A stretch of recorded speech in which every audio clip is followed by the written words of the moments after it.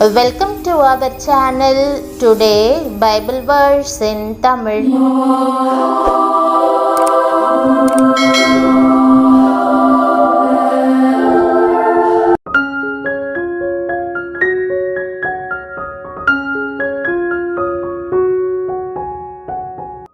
இன்றைய வசனம் சங்கீதம் 18:35. கிறிஸ்துவுக்குள் பிரியமானவர்களே, நம்முடைய ஆண்டவரும் இரட்சகருமான இயேசு கிறிஸ்துவின் வல்லமையுள்ள நாமத்தில் உங்களை வாழ்த்துகிறேன். உம்முடைய இரட்சிப்பின் கேடகத்தையும் எனக்கு தந்தீர். உம்முடைய வலது கரம் என்னை தாங்குகிறது. உம்முடைய காருண்யம் என்னை பெரியவனாக்கும் என்ற அருமையான வசனத்தை ஆண்டவர் இன்றைக்கு வாக்குதத்தமாக கொடுத்திருக்கிறார். உங்கள் தகுதி தேவனால் உண்டாயிருக்கிறது. தேவனுடைய காருண்யத்தினாலும் விசாரிப்பினாலும் பாதுகாப்பினாலும் நீங்கள் ஆசீர்வதிக்கப்பட்டிருக்கிறீர்கள். அவருடைய பலத்த கரம் உங்களை பெரியவனாக்கும். இங்கே தாவீது எல்லா காரியத்திற்கும் தேவனே காரணர் என்று கூறுகிறார். தன்னுடைய பாதுகாப்பும் பலனும் தேவனால் உண்டானவையே என்று அவர் கூறுகிறார். தேவனுடைய இரட்சிப்பினாலும் உதவியினாலும் காருண்யத்தினாலும் மாத்திரமே விரோதிகளை தோற்கடித்து அந்நிய தேசங்களை கைப்பற்ற தன்னால் முடிந்தது என்று அவர் உறுதியாக நம்புகிறார். இவ்வாறாக தாவீது சகல மகிமையையும் தேவனுக்கு மாத்திரமே செலுத்துகிறார். சாதாரண ஆடு மேய்க்கும் சிறுவனாக இருந்த தாவீது ஒருபோதும் பெரியவனாகும்படி விரும்பவில்லை. ஆனால் ராஜாவாக இருக்கும்படி தேவனே அவரை தெரிந்து கொண்டார். இஸ்ரவேலின் மேல் ராஜாவாகும்படி தேவனுடைய வலது கரமே அவரை உயர்த்தியது. தேவனுடைய இரட்சிப்பை சுதந்தரித்து கொண்டபடியினால் எப்போதும் பாதுகாப்பாகவும் நம்பிக்கையோடும் அவர் இருந்தார். அவருடைய வாழ்க்கை முழுவதுமே தேவனுடைய இரட்சிப்பின் கரம் மட்டுமே அவரை பாதுகாத்தது. கர்த்தாவே, நீர் நீதிமானை ஆசிர்வதித்து காருண்யம் என்னும் கேடகத்தினால் அவனை சூழ்ந்து கொள்வீர் என்று அவர் கூறுகிறார். பிரியமானவர்களே, தாவீதை போல நாமும் எப்போதும் எல்லா காரியங்களுக்கும் முறித்தானவற்றையும் சகல மகிமையையும் தேவனுக்கு மட்டுமே கொடுக்க ஜாக்கிரதையாய் இருக்க வேண்டும்.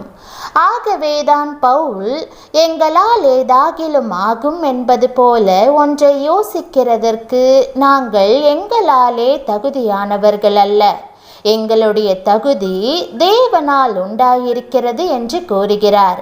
ஆண்டவரே உங்களுக்கு கேடகமாக இருந்து அவருடைய இரட்சிப்பின் கேடகத்தின் மேல் நம்பிக்கை கொள்ளச் செய்து உங்களை மகா உயரங்களுக்கு உயர்த்துவார். பிரியமானவர்களே, நீங்கள் தேவனுடைய காருண்யத்தாலும் விசாரிப்பினாலும் பாதுகாப்பினாலும் ஆசீர்வதிக்கப்பட்டுள்ளீர்கள். ஆண்டவருடைய பலத்த கரம் தாமே உங்கள் மேல் அமர்ந்து உங்களை பெரியவனாக்குவதாக. ஒரு மனிதன் பெரியவனாய் உயர்வது அவனுடைய திறமையினாலோ அறிவினாலோ அல்லது சன்மார்க்க வாழ்க்கையினாலோ அல்ல, கர்த்தருடைய காருண்யத்தினால்தான் ஒரு தேவனுடைய பிள்ளை உயர்வான். அவருடைய காருண்யத்தாலே இழுத்து கொண்டார் என்று எரேமியா 31:3 வாசிக்கிறோம். அவருடைய காருண்யத்தாலே நம்மை அழைத்தார். அவருடைய காருண்யம் என்னும் கேடகத்தினால் நம்மை பாதுகாத்தார். அவருடைய காருண்யம் எத்தனை பெரியது! ஒரு போதகர் இருந்தார். ஒரு நாள் அவரோடு கூட படித்த அநேக நண்பர்களை குறித்து சிந்தித்து பார்த்தார். தங்களுடைய புத்தி கூர்மையினால் முன்னேறி விடுவோம் என்று சிலர் எண்ணினார்கள். சிலர் தங்களுடைய பேச்சு திறமையினால் பெரிய அரசியல் தலைவர்களாகி தேசத்தில் நட்சத்திரங்களைப் போல ஜொலிப்போம் என்று எண்ணினார்கள். வேறு சிலர் தங்கள் இனத்தவர்களை சார்ந்து தங்களை தூக்கி விடுவார்கள் என்று எதிர்பார்த்தார்கள்.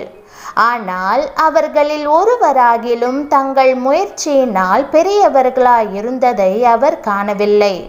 அதே நேரத்தில் யார் யார் கர்த்தரை சார்ந்து கொண்டார்களோ அவர்களை கர்த்தருடைய காருண்யம் உயர்த்திற்று. கர்த்தர் கர்த்தர் ஒருவன் மேல் காருண்யம் வைக்கும்போது காரிய சித்தி அடையும்படி செய்கிறார். அவன் மேல் தேவனுடைய ஆசிர்வாதம் வெளிப்படுகிறது. யோசேப்பின் வாழ்க்கையை யோசித்து பாருங்கள். ஒரே நாளில் அவருக்கு எவ்வளவு பெரிய உயர்வு! சிறைச்சாலையிலிருந்து நேராக எகிப்தின் அதிபதியாக உயர்த்தப்பட்டார். எகிப்து தேசம் முழுவதையும் பஞ்ச காலத்தில் பாதுகாக்கும் உத்தரவாதத்தை பெற்றார். கர்த்தாவே, நீர் நீதிமானை ஆசிர்வதித்து காருண்யம் என்னும் கேடகத்தினால் அவனை சூழ்ந்து கொள்வீர். உங்கள் வாழ்க்கையிலே கர்த்தர் பாராட்டின காருண்யத்தை எண்ணி பாருங்கள். எத்தனையோ முறை வழி விலகி போகக்கூடிய சந்தர்ப்பங்கள் வந்திருக்கக்கூடும். பின்மாற்றத்தின் அனுபவங்கள் வந்திருக்கக்கூடும். பிரச்சனை மிக்க நேரங்கள் வந்திருக்கக்கூடும். போராட்டங்களில் மடிந்து போவேனோ என்று எண்ணும்படி இருந்திருக்கக்கூடும். அந்த நேரங்களிலெல்லாம் உங்களை நிலைநிறுத்தின காரணம் என்ன? உங்களை கைவிடாமல் கர்த்தரண்டை இழுத்து கொண்டதின் ரகசியம் என்ன? ஆம், அது தேவனுடைய காருண்யமே ஆகும். கர்த்தர் அன்போடு உங்கள் கரம் பிடித்து சொல்லுகிறார், அநாதி சிநேகத்தால் உன்னை சிநேகித்தேன், ஆதலால் காருண்யத்தால் உன்னை எடுத்து கொள்ளுகிறேன். கர்த்தருடைய காருண்யங்களை ஏனோதானோ என்று எண்ணி விடாதிருங்கள். அவருடைய அன்பை கண்டும் காணாதவர் போல வாழ்ந்து விடாதிருங்கள். அவருடைய அன்பையும் மனதுருக்கத்தையும் சாந்தத்தையும் பொறுமையையும் தயவையும் இரக்கங்களையும் காருண்யத்தையும் எண்ணி எண்ணி கர்த்தரை துதியுங்கள். அவரை துதிக்க துதிக்க இன்னும் அதிகமான காருண்யத்தினால் உங்களை சூழ்ந்து கொள்வார். மென்மேலும் உயர்த்துவார், மென்மேலும் பலப்படுத்துவார். அந்த காருண்யம் உங்கள் எல்லா சத்துருக்களுக்கும் முன்பாக உங்களுக்கு பந்தியை ஏற்படுத்தி உங்களுடைய தலையை எண்ணெயால் அபிஷேகம் பண்ணும். உங்களுடைய பாத்திரம் நிரம்பி வழியும். ஜெபம். கர்த்தராகிய இயேசுவே, நீர் கொடுத்த அருமையான வாக்குத்தத்தத்திற்காக உம்மை ஸ்தோத்திரிக்கிறேன். என் மேல் மிகவும் அன்பாகவும் என் வாழ்க்கையை குறித்து கரிசனையோடும் நீர் இருப்பதற்காக உமக்கு நன்றி செலுத்துகிறேன். ஆண்டவரே, என் வாழ்க்கையை உம் கரங்களில் ஒப்படைக்கிறேன். உம்முடைய இரட்சிப்பின் மேல் நான் நம்பிக்கையோடு இருக்கவும் உம் இரட்சிப்பின் பாதுகாப்பை அனுபவித்து மகிழவும் எனக்கு கிருபை தாரும். ஆண்டவரே, நான் பெற்றிருக்கும் உடைமைகளும் ஆசிர்வாதங்களும் உம்மால் வந்தவை.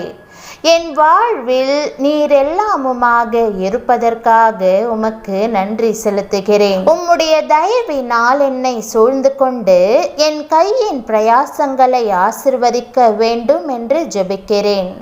நான் கனி கொடுக்கும்படிக்கும் உயர்ந்த ஸ்தானங்களுக்கு உயர்த்தப்படும்படிக்கும் கிருபை செய்யும்.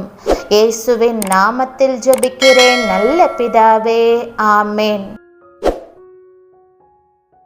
தேவனுடைய நாமம் மகிமைப்படுவதாக. ஆமேன்.